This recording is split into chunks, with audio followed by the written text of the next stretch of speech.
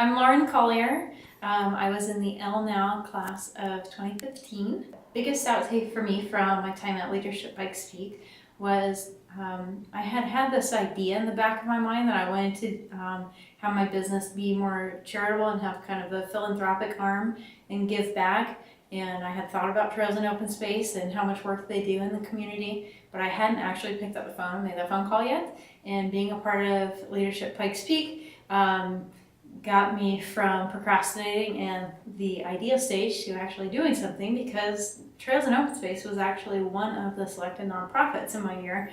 From that, we got to do some work with and for Trails and Open Space Coalition, and I also initiated my annual giving to them through my business, so a portion of every proceed benefits Trails and Open Space, so I was able to incorporate that. Prior to Leadership Pikes Peak, I have been involved in community events like Colorado Springs Rising Professionals, primarily, was probably one of the biggest ones, and I'm a UCCS alumni.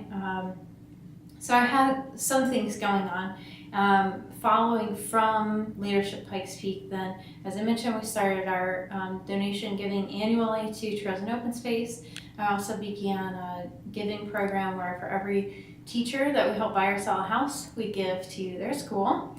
And then I also started a podcast called Idea Accelerator Podcast of Colorado Springs. Podcast interviews local business owners as well as the occasional nonprofit to talk about what there's to do in Colorado Springs, how people can get involved, and give some great ideas and inspiration on starting a business and also making your existing business better. So that for me is a big way to give back in terms of the business community, because for quite some time I had been going to business networking events and meeting other business people, getting to know them over coffee and those sort of things, but there was no giving back other than just getting to know one another.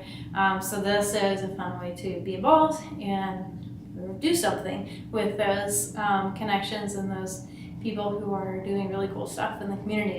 The podcast is more of a long format, so as opposed to what you maybe read in the business journal where it takes 5 or 10 minutes and you get a quick snapshot of what someone's work might look like. On the podcast, you can hear from them for 30 minutes or more, and it's really great to get a feel of who they really are, where their passion comes from, why they. I have been working as a realtor for 6 years, and I decided to take the leap and open my own firm.